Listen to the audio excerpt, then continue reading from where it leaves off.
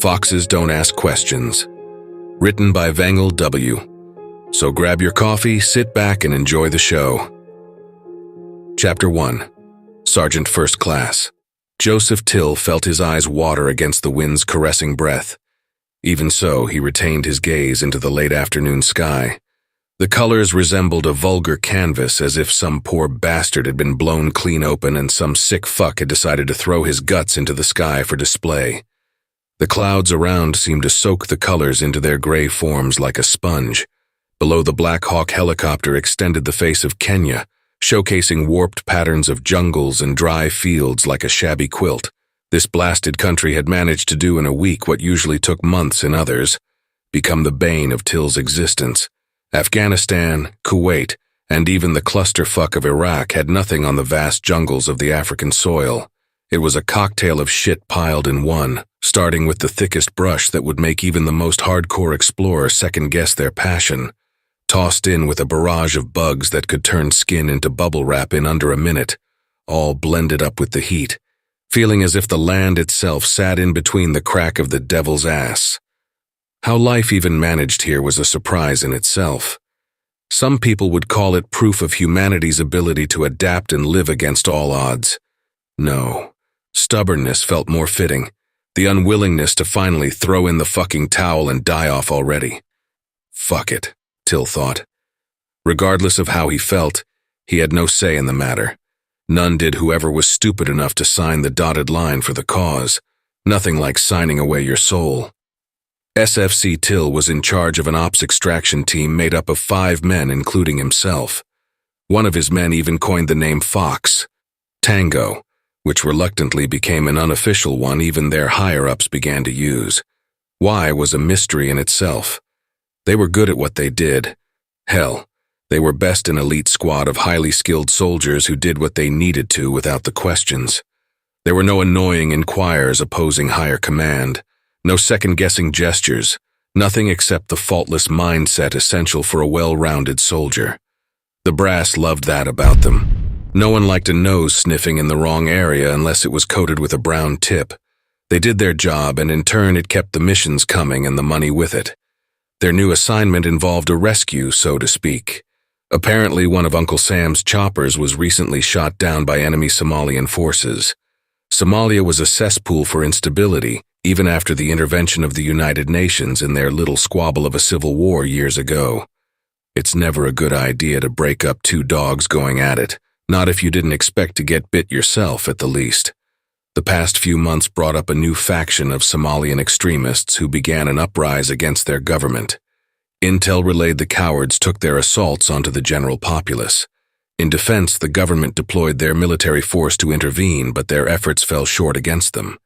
Word through the vine spread that an unknown benefactor was funding the extremists, bringing in powerful weapons never before seen on the black market.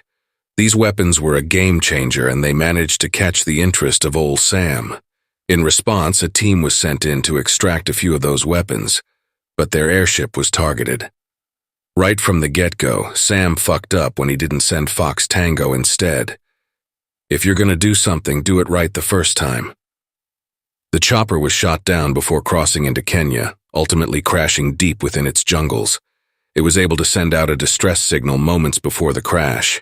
Since then, communication with the crew could not be re-established. Based off the last known coordinates, Till's team was being sent in to do what they did best, and what should have been them from the beginning. Just another simple extraction. Right?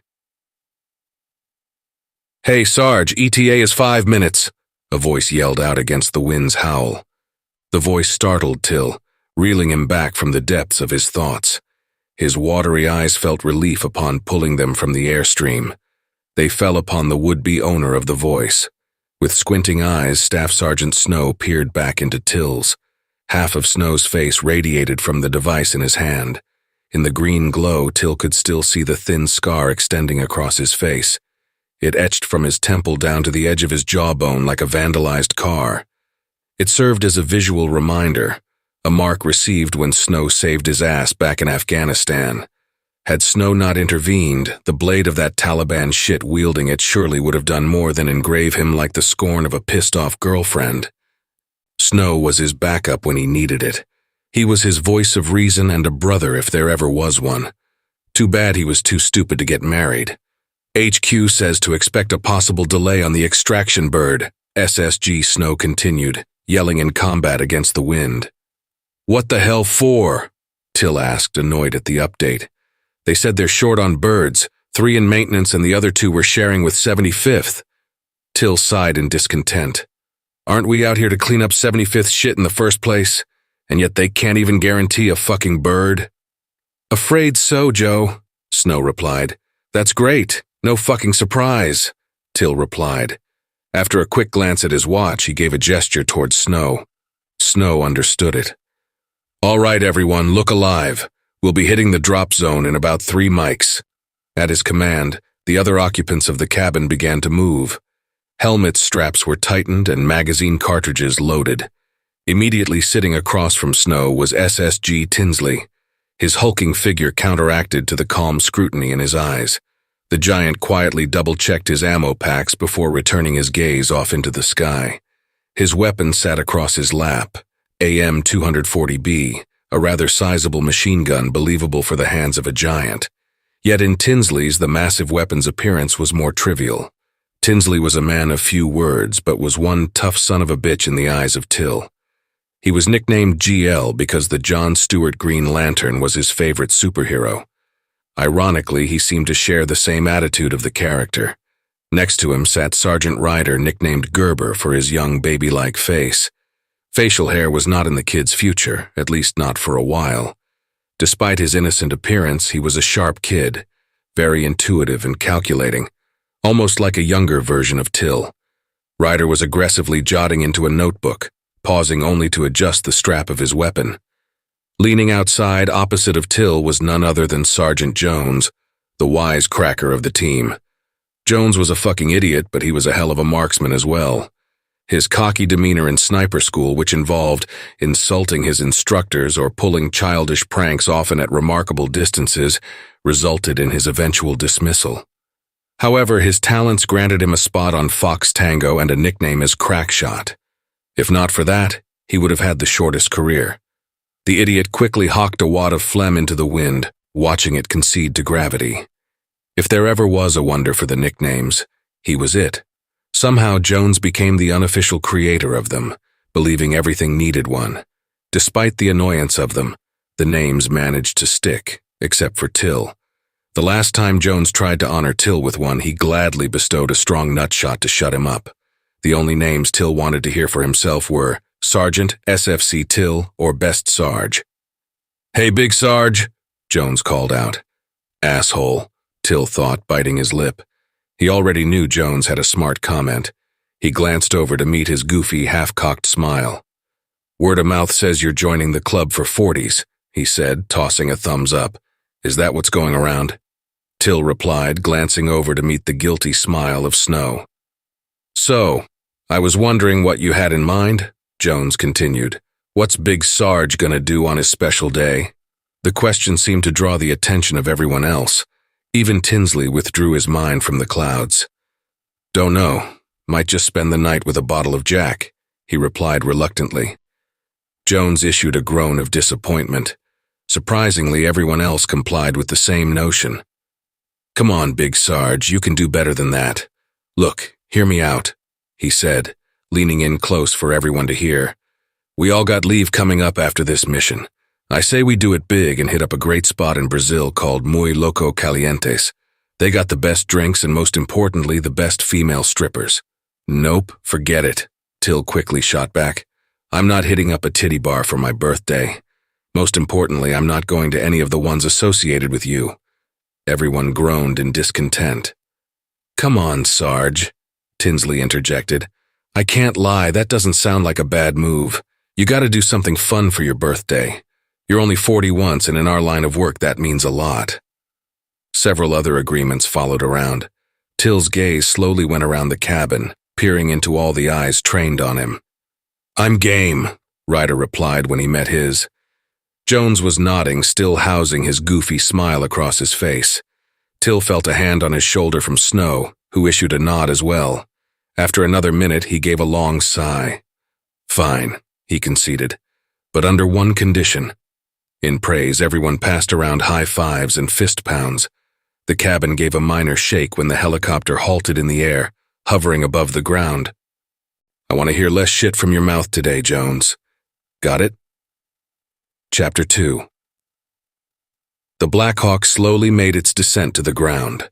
From there, the men quickly hopped out, forming a perimeter around the bird in the dirt clearing.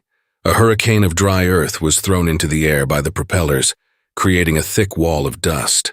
Immediately after vacating, the bird took off into the air again. The steady tempo of its blades released a cadence echoing like an audience applauding in sync. Eventually, though, the clapping noise faded, leaving the men to the calm sounds of the jungle around. "Comms check, this is Till, how copy?" Till said, adjusting the small intercom piece in his right ear. "This is Gerber, that's a clean copy," Ryder replied soon after. "GL here, that's a good copy as well," Tinsley said. "Crackshot, I'm good and ready, ladies." Jones followed. "Taskmaster responding, that's a green on all comms, Fox Lima." Snow finished up. "Copy that. Intel reports possible enemy traffic in the area," Till began. "So let's keep chit-chat to a minimal. Target estimated at 15 miles due east. EENT is at 1900, so make sure we move with a purpose," he went on. "Eagle Eye, this is Fox Lima. Toms have set, I repeat, toms are set, how copy?" It took a second before a deep voice distorted by static answered, "That's a clean copy, Fox Lima. You're green to go." Till looked over to Snow and quickly flashed 3 fingers followed by 2. Snow nodded and spoke over the intercom. "Okay, GL take point. Gerber, wedge it off to my right. Jones, you got 6. Brush is deep, so I want heads on a swivel." The team came together, forming a makeshift triangle facing the jungle tree line. Even now in the late afternoon, the sun was still present, lingering like the last guest who couldn't take hint at the end of a house party. It didn't help either that every cloud seemed to avoid the flaming ball of misery like the plague. Before them stood the boundless city of trees, acting as conveyors to their world. Their splintering wooden bodies appeared dry and ragged. Many of them had bark peeling in layers like molting skin. Till gave a quick notion, signaling the team to move forward into the thick brush. The bushes and branches mocked their attempts to move with subtlety, announcing every notion of movement with a snap and harsh sway. The team pressed onward, though, enduring a lengthy trudge through the vegetation slowly eating away at the time. 2 hours in, they grew close to the edge of the jungle. Tinsley quickly threw up his fist, signaling for the team to halt. Immediately everyone froze, raising their weapons and assuming a position. "What do you see, GL?" Till asked, leaning up against a tree. "We got 2 Sierras ahead, facing away. Both are armed with light weapons, AKs, he answered. "Can you confirm they're extremists?" Till asked. There was a slight pause before he heard an answer. "Yeah, it's them all right. And Sarge?" Before he could finish, several men sprang from the brush, each holding an AK-47 and yelling in Somalian tongue. The numbers seemed to be around 7, maybe more, all surrounding Till and his men. The Somalians' hollers seemed to elevate, probably for them to throw down their weapons. Yet Till had not given such an order. His team had their weapons up, each trained on a target before them ready to fire if commanded. Finally, Till spoke up softly. "All right, Ryder, you're up." At his words, Ryder let his weapon hang to his sling. With his hands up in a surrendering pose, he began speaking out, matching the Somalian men in language. A few of the men exchanged confused looks at each other, no doubt surprised they had a translator among the group. Till had no idea what Ryder was saying, but they always had the same strategy for dealing with these types of situations. Ryder was fluent in several languages and always crafty with his words. He was a cunning bastard, again reminding him of himself minus the linguistic skills. The plan was always to get their assailants to call forth their leader. If Ryder felt like the conversation was going well, he would keep his hands firm in the air. However, if he felt it was heading south, he would twitch his hands. It was subtle to the untrained eye, but to the team it meant open fire. Ryder's hands remained firm for now. He continued to converse with the men, making slow advances to them. At every word he issued, the men would return an angry response. The skinny bunch of Somalian men appeared like nothing more than average townsfolk, men who probably picked up a gun not long ago. Each of them had a chain link of ammunition across their chest. They were all sweating profusely, reflecting faces like cheap action figures. They wore a red bandana either on their heads or on their arms, a symbol most likely of their organization. Till had his weapon trained on the big one, arguing with Ryder. His face held a twisted snarl with eyes glaring like a bull. His weapon was pointed a mere foot away in the face of Ryder. Inside, Till craved the brute to give him an excuse to drop him, but Ryder had not relayed a signal. Finally, after another minute of the argument, the big guy called back to the others. Till could see the brush dancing and flailing from someone approaching. Emerging from it was a young man appearing no older than Ryder. With a confident stride, he made his way up to the big Somalian, still holding Ryder at gunpoint. Immediately, he began talking to the man as if irritated at the request to being summoned. He seemed to badger the big guy until abruptly holding up a hand to gesture silence. He glared quietly at Ryder before speaking out in a strong accent. "Who the hell is in charge of this pack?" he demanded. "I know it is not this little mouse before me." "You're one to talk," Till thought. He walked up slowly, lowering his weapon, keeping it tight in his hands. "I am SFC Till. I take it you're the man in charge?" Several of the team took a glance back at the situation but kept their weapons trained on the men around them. "I am Oder, leader of the Twisted Bantu," the man answered. "This is my land. Tell me why you American pigs are in my jungles and why I shouldn't slaughter you like such." "We're simply passing through," Till answered. "To go where? Why are you here?" "Sightseeing," Till mocked. "Heard the Kenyan jungle was a hell of a spot to tour. I had to see it for myself." The man's face was solid like a statue before issuing a false laugh. Afterwards, he took out a pistol from his side, aiming it. Till immediately complied with his own weapon. The notion sparked a domino effect, forcing some of the Somalians to aim their weapons at Till. In turn, Tinsley adjusted his angle to a few of those men. Snow's weapon, however, remained in place. "Do you think it is wise to mock the leader of the Twisted Bantu?" Oder continued. "My men could slaughter all of you right here and now." "Is that so?" Till retorted. Without warning, a red dot appeared on the man's left shoulder. It flashed a few times in his eyes before settling back over his heart. He glanced down at the dot. "Just give me the word, Big Sarge," Jones whispered over the intercom. "Hold that shot, Jones," Till relayed. These extremists thought they had Till's team ambushed, but Jones always kept a sharp eye out. It was not unlike him to purposely linger behind to post up. His signal had always been 3 blank receivers over the comms, a sharp beeping noise from turning the comms on and off. If they all heard the sound, they knew to be on high alert. "So, Oder, was it?" Till began. "I suggest you tell your men to stand down, unless, of course, the Bantu have other assholes lined up to take your place. In any case, we'll be more than happy to send them your way as well." Hesitation was not a factor for Tinsley and Snow when it came to a firefight. It would only take seconds for them to mow down the targets near them.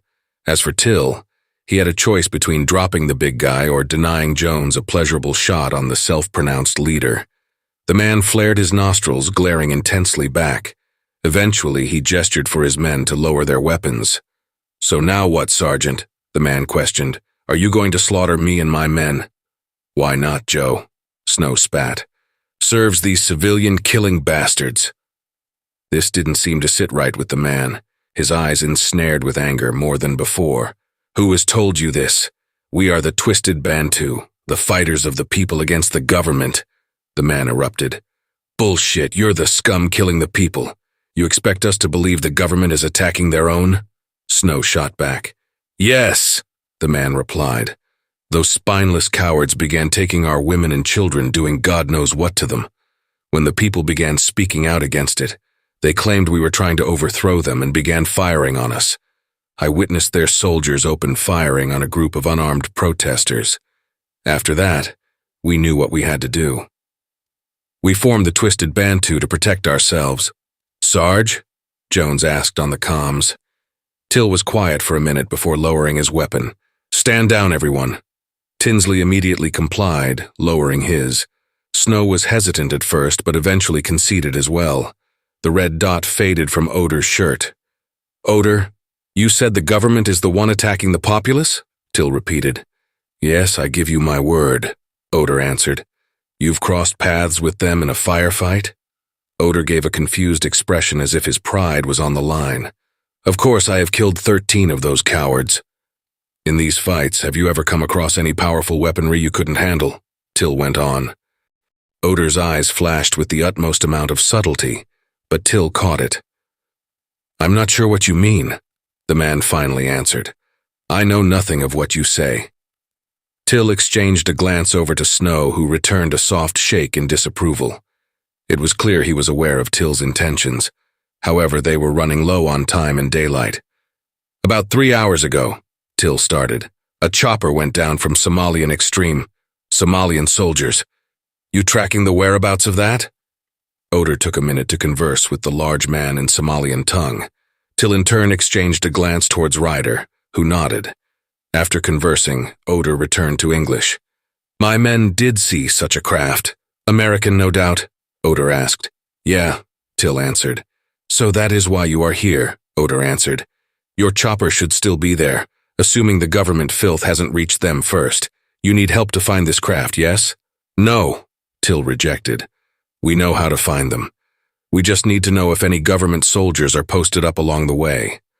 Odor shook his head. No, it is easier to show you. It would be too difficult to explain Kenyan lands to those unfamiliar with her. I can show you, take you there." "No," Till stated more firmly. "This is an American operation." "Really, Sergeant? Well, I cannot guarantee where the soldier scum are posted then. I'm sure you're short on time." Till glared at Odor as a thin smile grew on the man's lips. "And what do you get out of this?" he asked. The smile grew wider. "Oh, I simply wish to help my new American friends." "So now we're friends?" "Yes, why not? How does it go?" "The enemy of my enemy is my friend? It would be a nice trade-off for these powerful weapons, wouldn't you say?" "I thought you weren't aware of these weapons," Till reminded. Odor simply extended his smile. "This is a chance to help each other out. The choice is yours, Sergeant."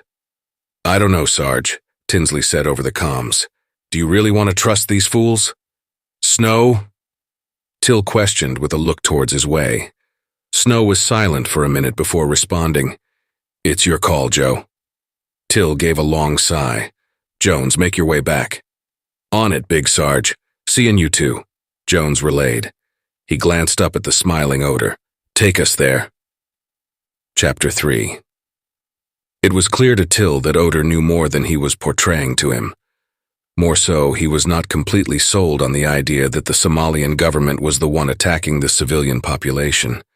Sure, it could be true as well, but in the event that it was not, Till was going by another saying, "Keep your enemies closer." Odor led them out of the congestion of trees and into a bare field. The field was vast, spotting arid soil sprouting a dry bushes among the open area like a balding man. They soon came upon a village thriving with people. There were children playing with a poorly inflated ball, women carrying baskets of supplies, while some elderly folk simply sat around lazily. The village itself was mainly made up of shacks of wood heavily consolidated into one area. The mass collection of shacks reminded Till of the cities of Iraq. Out from one cluster F.O.X to enter another, he thought. A few of their feeble frames held thin cloths acting as curtains or even makeshift doors. Like poorly constructed webs, clotheslines stretched from the shacks decorated with an assortment of garments. A few chickens annoyingly scurried in between the heels of passing people, picking at treats seen only by their eyes. "It is because of us, villages such as these can live their days in peace," Odor brought up suddenly. "We provide them with protection and food." "And what do you get in return?" Till asked. Odor smirked. "We ask nothing in return except quarter for my men if we need it and information on the government cowards." "Seems like a fair trade-off, almost too fair," Snow retorted. "What are you saying? That my men and I have ulterior motives?" Odor spat. One of the trailing Somalians threw a mean glare towards Snow. Till shot one as well. "We are here for the people. We are the people," Odor continued. "We understand that," Till interjected. do you? Yes, we know you have the people in mind. That's also the reason why you want to get a hold of those powerful weapons as well, right? Oder returned a twisted face in confusion. I told you I do not know what you speak of. Cut the shit. Your eyes gave you away twice already, Till retorted, getting impatient. Oder scoffed. Tinsley and Ryder kept a close eye on the Somalian men who grew tighter in pace to Till. Jones remained in the rear with his own pair of escorts. Fine, we have seen these weapons, so what? I want the weapons to protect these people. Is that too much to ask? I suppose not, Till replied. But before I guarantee anything, I want to know everything about the weapons, about what's happening to these people, the government, everything. After another salty glare, the man eventually complied. About 7 months ago, a young Somalian woman was walking home after fetching water from the river, he started. The water was for her family, her 2 sons and her sick mother. However, she never made it home that evening. When several villagers attempted to find her, his words began to trail off. Did they? Till inquired. Unfortunately, they did, not without discovering a horrifying truth, Oder went on. They found the woman lifeless and stripped of her clothing. She had been defiled, her breasts had been cut off, her hair shaven, and stab wounds were all over her body. When asked around, nobody saw what happened to her. That's sick, Ryder stated, overhearing. Sick? Oder scoffed. That is only the half of it. The same thing began to happen to more people, even small children. The people attacked, Till began. Any chance there was a family or friend connection between them? It's possible someone had a grudge. That is the crazy thing, Oder answered. This happened to random people, sometimes villages miles away from each other. Like I said before, we tried to take our pleas to the government to help us solve what is going on. What did they do? They ignored us. After several more days, we stood out in front of the president's office, hoping he would hear us there. What was his reaction? He had his soldiers line up in front of his office as if we were terrorists or something. Then one day they opened fire on us, killing 7 unarmed people. After that day, we swore to them that we would protect ourselves with or without their help. They took that as an act of rebellion, stating that they would wipe out any who brought forward the same fruitless accusations. On that day, they declared war on us. We understood that this was the only true way to get our voices heard, Oder stated. And you've been fighting ever since then, Till concluded. Yes, and those bastards have the nerve to say we are attacking our own people, calling us the cowards when they attack unfairly. How so? Till inquired. Oder was silent. Oder, you ask me to believe your side, but you won't give me all the facts, Till continued. I need to know the whole story. What have you seen? After another minute of silence, he answered, I've never seen anything like it. They began to use a strange weapon with enough power to blow a hole through a man the size of a guava fruit. It is no bigger than our own weapons here. When fired, though, lightning flashes as if it is the wrath from Allah himself, filling the air with a stench like hot gun mudka. I do not know where they get these weapons from, but they are unstoppable. Because of them, we were pushed back out of Somalia and into Kenya. Till's brow furrowed. Skepticism filled his eyes. Lightning? Are you sure that's what you saw? Yes, of course. Do you think that I am lying? Well, it does sound a little far-fetched. It at least explains why you're in Kenya. Is that everything? Till questioned. No, one of my men reported seeing something, Oder continued. He claimed there were bright lights in the sky during a shootout. He said the lights came down and literally reached out and snatched up our men as if it were alive. Tell them, Abasami, he said, gesturing to the big guy from earlier. The man's earlier scowl was absent. Instead, a face resembling a feeble child was before them. He spoke with an accent even stronger than Oder's. It is true, he replied. They were there in one moment and gone in another. I only got away because I fled. He lowered his head in shame. Till was silent, unable to come up with a response. I don't know, Sarge. You buying all this bullshit? Tinsley asked over the comms. Yeah, come on, Sarge. GL is right, Jones said, piggybacking. Sounds like some bullshit to me as well. The dude's probably just butthurt for getting taxed by these weapons and doesn't want to admit he's been outmatched by real soldiers. Instead, he wants to spit up some African ghost story about some living light, the fuck? Then, He wants us to feel sorry for him too. Don't get me wrong, it is sad, but that's fucking life. That doesn't mean we hand over whatever weapons we find to a bunch of pissed-off villagers. Today's friend could be tomorrow's enemy, he finished. Till could not believe Jones was actually saying something worthwhile. Even so, what if the things Oder said were true? Oder came to halt. I know this may be hard for you to believe, but it is the truth, I swear. I need to know if I can rely on your word. You promise that we can have these weapons and I will safely guide you to your aircraft. Know that I am not lying. There are many soldiers posted in the area heavily armed with these weapons. The same soldiers that shot down your aircraft because of what they do not want your country to know. They are the enemies, not us. If you run into them, they will surely gun you down no matter how skilled you think you may be. We are your only hope. Till exchanged a glance from Oder to Snow. Go, Oder said. Talk it among your men, I will wait. He gestured for his men to pull away, leaving Till to his thoughts. Till made his way to Snow, signaling the others to keep watch. For a minute, Till remained silent. He felt his mouth open to speak, but Snow spoke up first. You remember that one mission back in Afghan? He started. It was a simple intel gathering mission, reconning the nearby village. It was you, me, Casey, Shepard, and Garcia. We spent the entire day out until we got to the village, and not a single soul was willing to tell us anything, too afraid to speak. That is the last thing any of us wanted to hear. We were all exhausted and pissed off, you especially. Till was unsure why Snow was bringing this up, but he remained silent and listened. And then out of nowhere we got hit by an on-passing convoy of Taliban, Snow continued. They had us pinned down in a firefight. You took cover behind a house with a mother and her 8-year-old daughter. In the midst of all the bullets firing, the mother was hit, but the daughter was unscathed. I remember what you told me. You said as the mother was dying, your eyes both met. It was a brief but powerful moment. Her wounds didn't allow her to speak, yet through that simple encounter you were able to understand what she desired. You could read it. She wanted you to take her daughter, to get her to safety. Despite everyone's better judgment, even my own, you took the girl with you. After a long, strenuous fight, and by the grace of God, we managed to kill every last one of those bastards. After it was all clear, there it was. It was you and that girl. The other villagers either fled from the scene or were shot in the crossfire.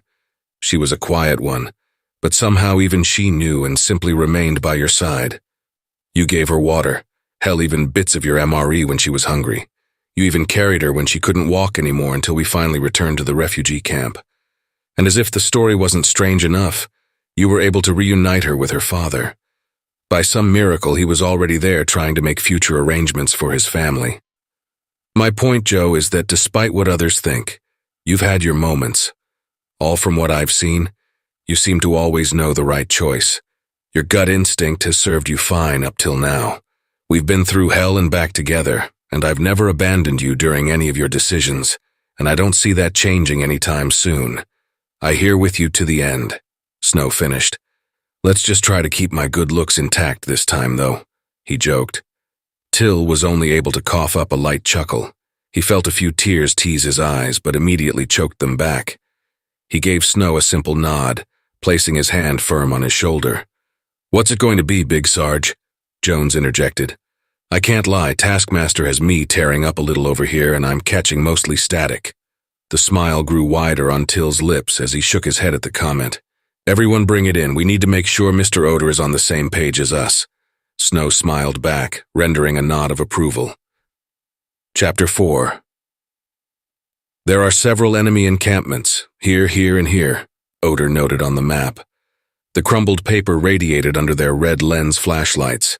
The map was barely holding together, appearing like a used napkin salvaged from a trash bin. The cruel heat was now gone along with the sun. In its place was a kiss of coolness that caressed the skin. Under the cover of night, we should be able to move undetectable, Oder stated. We got 5 miles to cover and a lot enemy traffic, Till added. So NVGs, night vision goggles on, and keep noise to a minimal. Oder, have your men remain in the rear since none of you will be able to see. I will only bring one of my men, Abasami, Oder replied, gesturing to the big Somalian from earlier. The less movement from us, the better. Sounds good, Till agreed. Ryder, when we get closer, I want you to try and establish radio contact with Sierra 5 team. Tracking, Sergeant, he replied. I don't want to sound pessimistic, Sarge, Tinsley began, but it's been 4 hours since the crash and we haven't heard a word from Sierra. And? Till fired back. Regardless what we think we'll find out there, we have a mission to complete. You're the last person I'd think would back out now. I'm not backing out, Sarge. Okay then, let's move out. We got brethren out there waiting for us. From there, the team made their way out. With Odor's guidance, they hugged the tree line of the jungles, only entering when applicable. They passed by several areas containing soldier encampment. Spotlights from their roadblocks scanned the perimeters about like a prison tower. When they were about a mile out from the area of the crash site, Ryder attempted to make radio contact. Sierra 5, this is F.O.X Tango, I repeat. This is F.O.X Tango, how copy? Ryder relayed. The radio only returned an eerie streak of static. Ryder attempted the call again with more firmness, but the same results were received. Regardless, they pressed forward, entering the tree line again. Through their goggles, they kept a sharp eye out for any movement. After a seemingly endless trek, a faint light began to appear ahead of them. The light was flickering poorly like a weak pulse. Sarge, I got eyes on possible crash site, Ryder said over the comms. Copy that, approach with caution, Till responded. Maintain concealment until we're all online. Tracking. What is it? Odor whispered. We might be coming up on the crash site, Till responded. The men pushed forward until they all came upon the supposed site.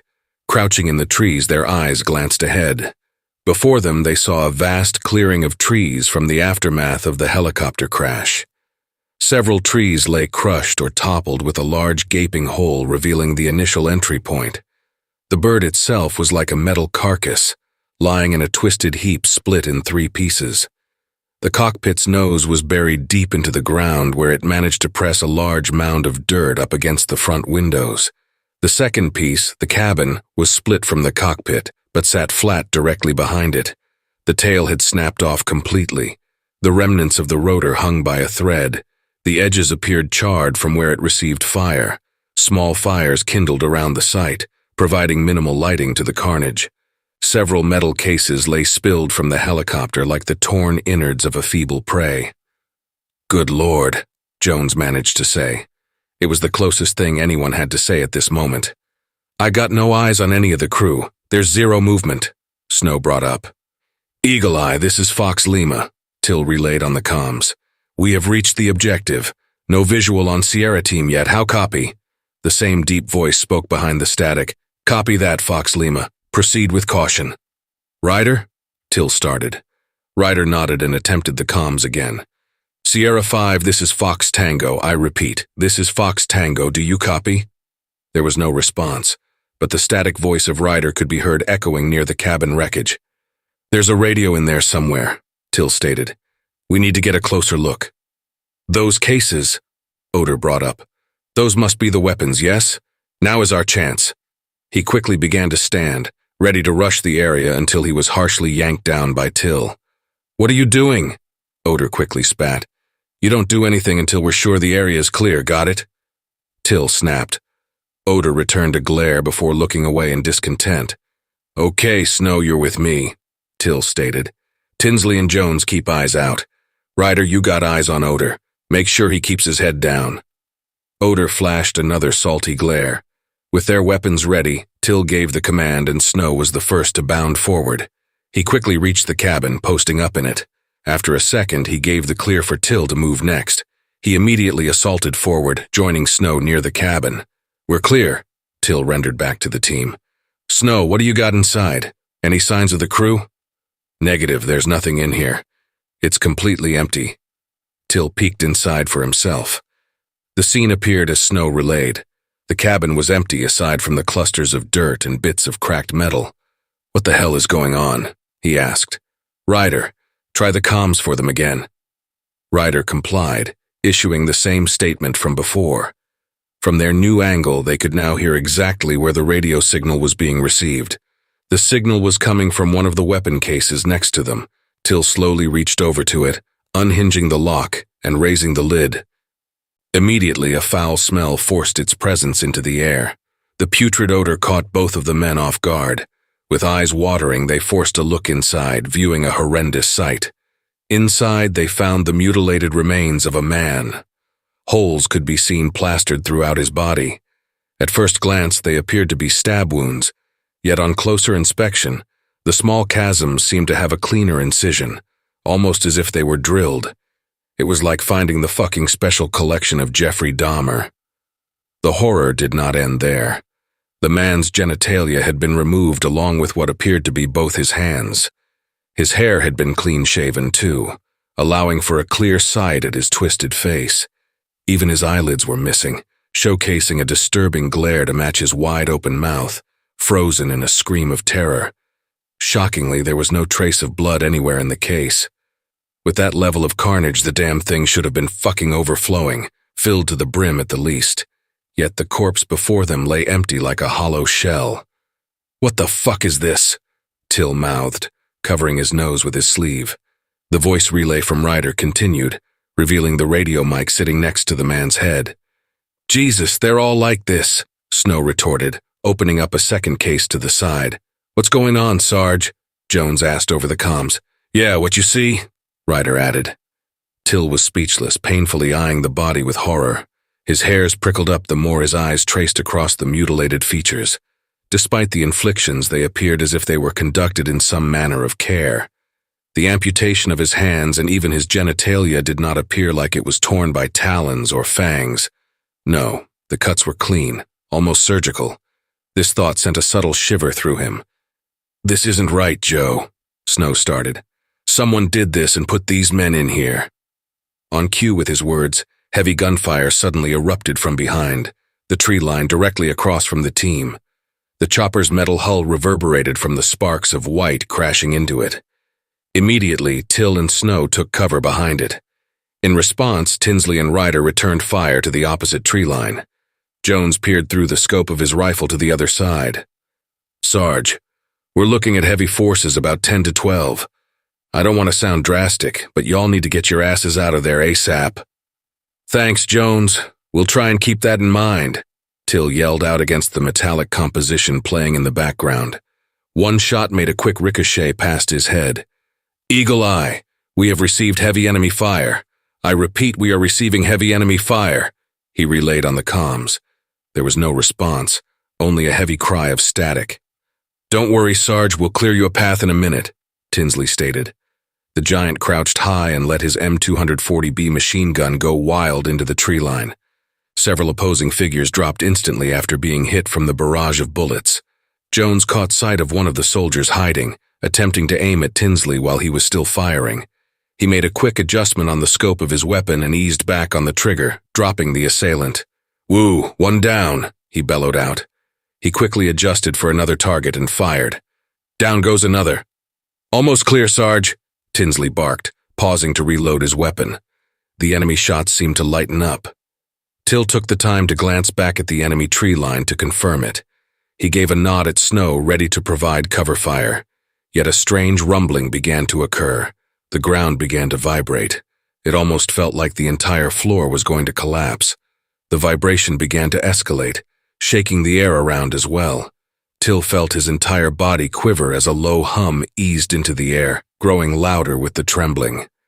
Before he had time to think, a blinding light tore through the sky. The intensity of it forced him to instantly rip his night vision goggles from the blinding blur. From his side, he could tell Snow did the same. At first, he thought it was just a spotlight, a flare maybe.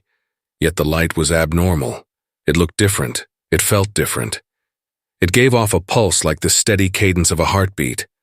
The hum from earlier now had elevated to a sharp whistling noise as if something was spun around with immense swiftness. He held his hand up to the sky, hoping to obscure any of its blinding gaze. It was like trying to stare at the sun completely lighting up the night sky. He tore his hand away to witness the spectacle in its entirety, inviting all consequences. He desired to see it. When his eyes made contact, he initially thought he was viewing a star. It gave off the same appearance. It was as if one of the many diamonds above had fallen, gracing them with its presence. As his eyes stared into the light, The sonancy of the world slowly drifted into a calm mute. The effervescence of the light grew in sync, greedily swallowing the world. Nothing else mattered but its fluorescent presence. Now, under its radiating spell, Till could see that the source of the light was from a simple orb. The light rendering from the meager ball of energy was dimming in and out in cadence to its pulse. He was frozen, standing in admiration at the blazing spectacle with a smile forming on his lips. He felt warmness inside, a true feeling of pure euphoria. His arms lightened, allowing his weapon to fall carelessly to the ground. His legs found the means to move without his will and began carrying him forward. As they did, he felt a yearning dwelling inside, a yearning to be blessed more from the beaming comfort. He craved to wholly swathe himself in its fervency. He took a step and levels of happiness grew inside him. With another step, the euphoric levels elevated even more. He anticipated more until he was abruptly tackled to the ground by Snow. Immediately, the harsh tones of the world screamed its way back. Bullets ricocheted off the metal wreckage just moments from where he was standing. "Joe! Joe! Are you all right?" Snow hollered to Till. His voice gradually fought against the dull ringing in Till's ears. Eventually, the ringing did fade. "Come on, Joe, get a hold of yourself." Till's eyes slowly adjusted from with the white blindness. His eyes slowly focused until they met with the ridged edges of Snow's face. The first thing to catch his sight was the scar on his cheek, teasing him of yet another moment his ass had been saved. I'm good," he managed to squeeze out, rubbing his eyes. "Sarge, you good over there?" Ryder asked over the comms. "Yeah, I'm fine," he repeated once more. He glanced over to see his team still holding down cover fire. "If you're up to it, Sarge, we got your back," Tinsley hollered. "Or not, it's your choice," Jones joked. "Take your time, I'm getting my body count." Before he could finish, the orb above shot down a beam of light over Jones. He immediately froze in mid-sentence. The smile from his lips was gone, and his entire face appeared emotionless. Jones stood up calmly. He seemed unaware of anything around him anymore. A few bullets whizzed dangerously close by him. Yet he remained frozen in place. Finally, he began walking out, stepping into the open. The entire time, his eyes held a glazed look. Tinsley noted this and attempted to reach his location, but the bullet storm increased their presence around him, forcing him to remain behind cover. "Jones, what the hell are you doing? Get behind cover," Snow yelled. "Jones? Jones, damn it!" Till had lost his voice and simply watched in horror. He had an idea of the feeling Jones must have been experiencing from that light. Embodying its warm touch was something truly indescribable. It was a feeling only comprehensible if under the same spell. To be detached from it felt in comparison to detaching one's own arm. It was like parting with energy that made him feel whole. Jones was now completely in the open. For a second, it appeared to Till as if he had shifted his gaze onto him. It was hard to tell under the brightness, but he thought he caught a slight grimace of fear in Jones' eyes. It was as if he knew his coming fate. Without warning, there was an ear-deafening screech in the air. Several gaping holes exploded in streaks of light over Jones's figure, completely tearing him to shreds. "It is them! It is the weapons!" Oder's voice bellowed, but it was faint up against the screams of this newly introduced menace. Abasami shook his head in fear and reminisced of his earlier encounter and took off into the darkness. The notion surprised Oder. "Where are you going?" he yelled out at the man. "You coward! Get back here now! Coward!" Till was still in a daze and lying without strength. He was ready to close his eyes and drift off until he felt his body being torn from the ground. "Let's go! Move your ass, Joe!" Snow barked at him. Pushing him forward, the two of them scrambled from the wreckage, no longer adhering to the rules of bounding. With these newfound weapons, it did not matter anymore. Streaks of screaming light continued to whiz past their heads like the wrath of a cloudburst. Thunderous crashes echoed into the air when the attacks met with trees and a spark of fire. With the tree line a few feet away, Snow shoved Till forward while leaping into cover. Tinsley managed to run over to the two, dodging two oncoming blasts. "Sarge, we need to get the hell away from here now," he barked. Till was still a bit incoherent. Before words could leave his lips, the beaming orb sent down another ray, this time subjecting Ryder. "Ryder!" Till yelled out. Snow and Tinsley spun around from his cries to meet the horror. Ryder stood up in the same manner as Jones, but instead of the blank stare, his face twisted into fear. He began screaming out loud, no longer afraid but in horrifying pain. He threw his head up against a tree, repeating the action over again. Even through the chaos around, they could still make out the sickening cracking being produced. After a moment of shock, Tinsley and Snow rushed in to subdue him, but the light enveloping Ryder was like a hot cloak, burning their skin upon touch. Ryder continued to bellow out in pain. His vocal cords began to crack from the intensity. Tinsley could not take it anymore and made another attempt to subdue him, embodying the pain of the light. He managed to bear hug Ryder's feeble form. His skin began to singe, forming large boils, burning away bits of his flesh. Regardless, Tinsley held on tight. Even so, Ryder fought back with a strength unlike his own in the giant's arms. Ryder's pain-driven cries sounded inhuman. Abruptly, he managed to slip free. Before anyone could react, he reached for his weapon on the ground, aimed it into his mouth and pulled the trigger. A loud pop went off, and the lifeless form of Ryder fell to the ground. Chapter 5. There was no time for them to mourn. The light quickly retracted from Ryder's body, reforming itself. It now took on an appearance resembling a ghostly hand. Without hesitation, the blight promptly slithered towards Odor like a snake.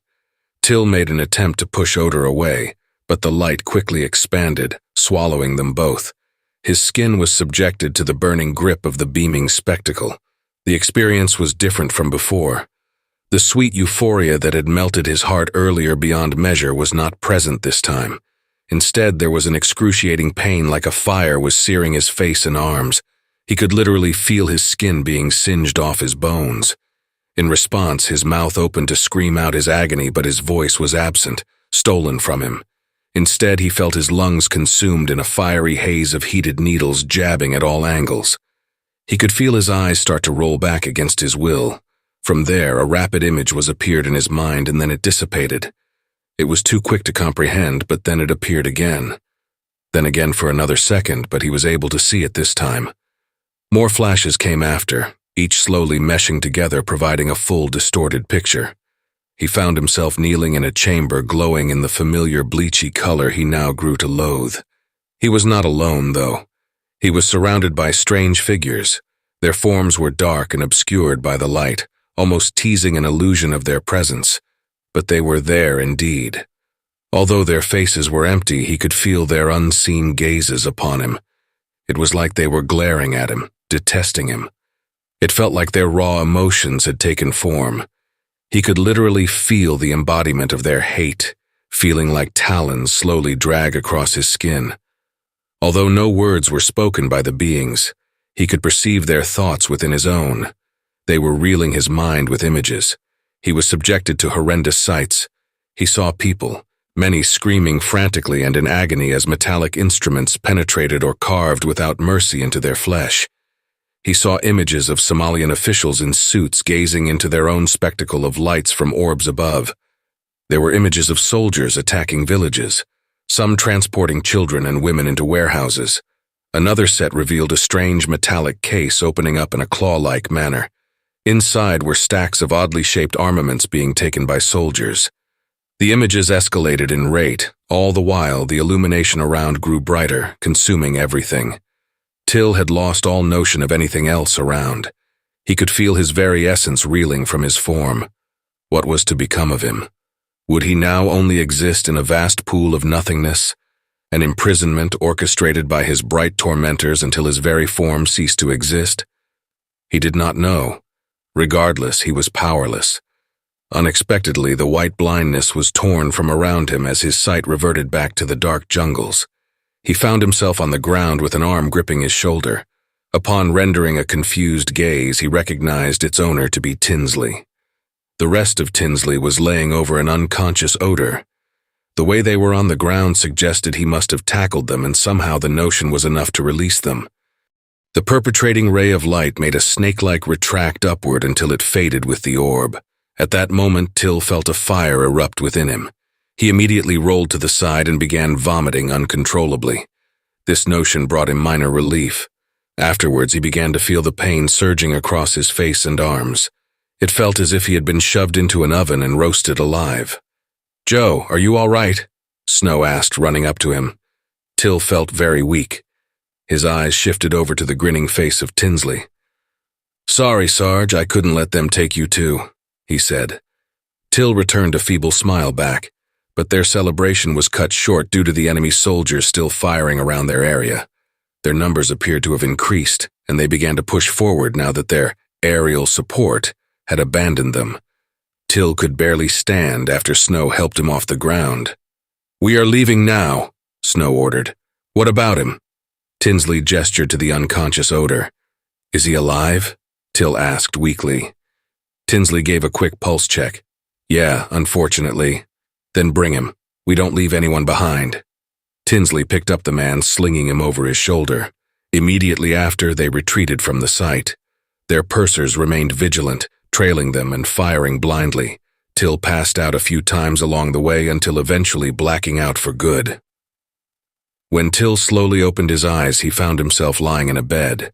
The steady rhythm of a beep was lingering in the background. His eyes traced around the room.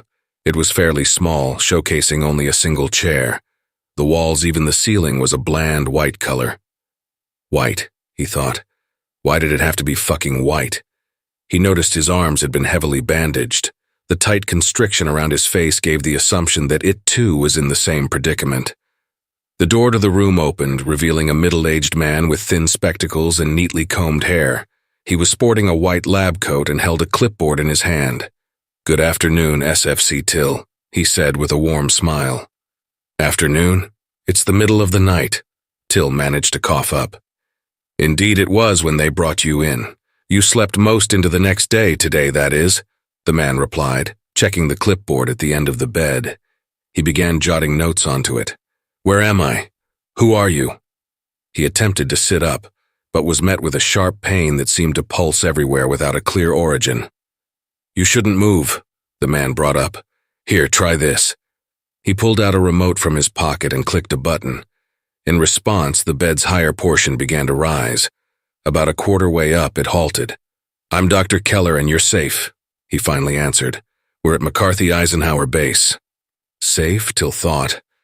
Immediately his mind sparked with worry. "Where's Snow and Tinsley?" The doctor held up a hand. "Relax, they're here as well, recovering just the same." He gave off a sigh of relief. "What happened? How did we get here?" At that moment, the door opened again. This time entering was a man fully dressed in uniform. The man wore a sharp suit, crisp in its edges. His chest was decorated with ribbons and medals that met to his shoulder. The shoulders themselves held 3 golden stars across them. He had silky gray hair neatly combed to the side. His beady eyes almost sunk within his wrinkling face. They lightened up as he drew closer. Till recognized the man. "General Irons, afternoon, sir," he said, issuing a weak salute. "As you were, son," the man said in a firm voice. "SFC Till, I understand you and your men went through quite an ordeal out there, and I'm glad you were able to return to us safely." "Thank you, sir. I'm sorry to say that the mission was a failure." "Don't worry about it," the general said. "There will be plenty of missions in the future. Right now, I think it's important you just get your rest." His face held a false wrinkle smile. "If you don't mind me asking, sir, what happened out there?" Till inquired. "Why, your men, SSG Snow and SSG Tinsley, was it?" the man answered. "They were able to haul you over to a neighboring Kenyan village. The villagers hid you there where it was possible to call in a medevac. We came as soon as we could." "What about Oder?" Till brought up. "Who?" the general inquired with a confused face. "There was an unconscious Somalian in our company," Till clarified. "He was helping us." "Oh?" the general replied, rendering a quizzing glance to the doctor. "Yes, the Somalian, I'm afraid, did not make it," the doctor spoke up. "He suffered from massive 3-degree burns and severe cerebral trauma. He died an hour after bringing him here. I'm sorry." "Yes, that is very tragic," the general added. "I understand that along with Sierra 5 team that we lost 2 fine soldiers from your team as well." Till felt his eyes fall to the bed. He was hoping their deaths had been a part of some twisted nightmare, that they were all right and recovering in another room like the others. "Well, I'll let you rest now," the general said, heading for the door. There's just one more thing, sir. He halted, returning a subtle face of irritation. What happened out there? Till asked again. The elderly eyes of the man squinted hard. I just told you what happened. What's the confusion, Sergeant? Not about that, sir.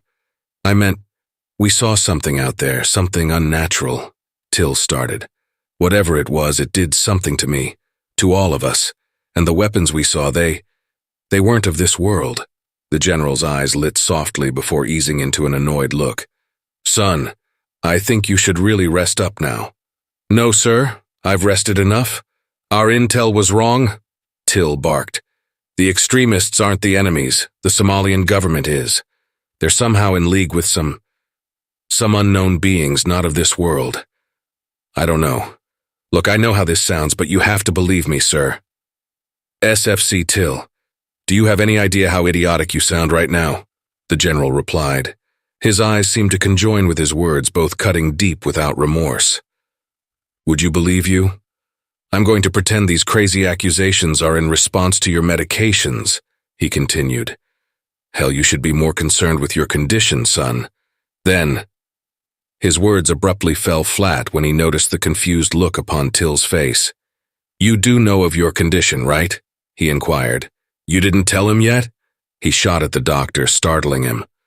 I was going to, General, before you arrived, the doctor replied weakly. Tell me what?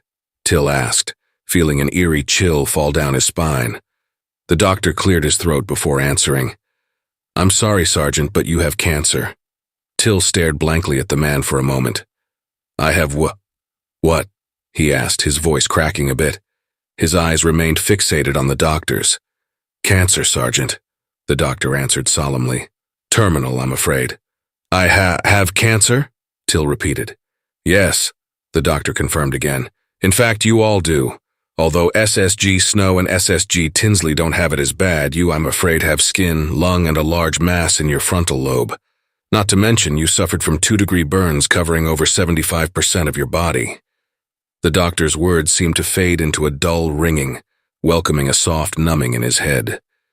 Till slowly let his head fall back into the pillow, closing his eyes. The word cancer lingered in his mind, echoing like a void cavern.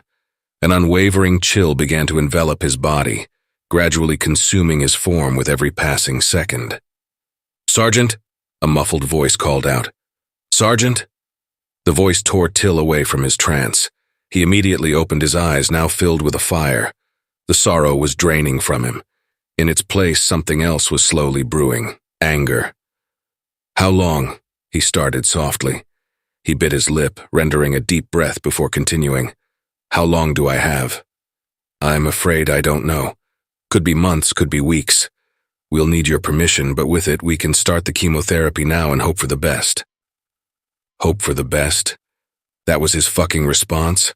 Those words never sounded so fucking empty. So that was it? After everything he had been through, after all the missions, all the encounters where he barely avoided the icy clutches of death, she would have him now. Of all things, fucking cancer. Till turned to face the general again, but he was gone. The bastard managed to squeeze out without another word. No fucking surprise, though. When Till mentioned the beings and the weapons, he recalled the expression of the general. It was the same subtle expression Oder had given before. He wasn't fooling anyone. The fucker knew what was going on. The amount he knew or for how long was undetermined. There was also the words he spoke earlier. There will be plenty of missions in the future. He said them without a second thought, like dismissing a broken cup, knowing there's another to replace it. How many lives did it take before he became numb to it all? Out there, a foreign nation was offering their people to being experimented on in exchange for advanced technology. The American government, whether they were involved or not, caught wind of this trade-off.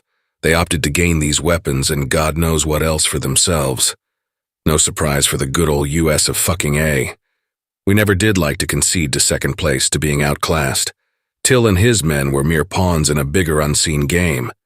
His team was not the first being used in this game, and they certainly would not be the last.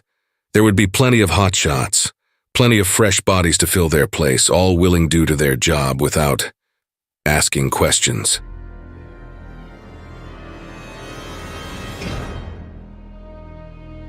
Hey family, a very big thank you to Vngel W for allowing me to narrate such an awesome tale. Be sure to check out their Creepypasta fandom profile for more of their awesome works.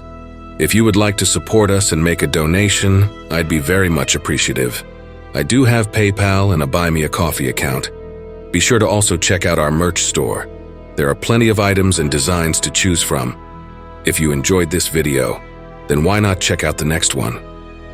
Here, on the right-hand side, you can also follow us. All my socials and all my other links are contained within the Linktree link below. Take care, everyone, and I hope you all have a wonderful and peaceful night. And don't forget, where fear is, happiness is not.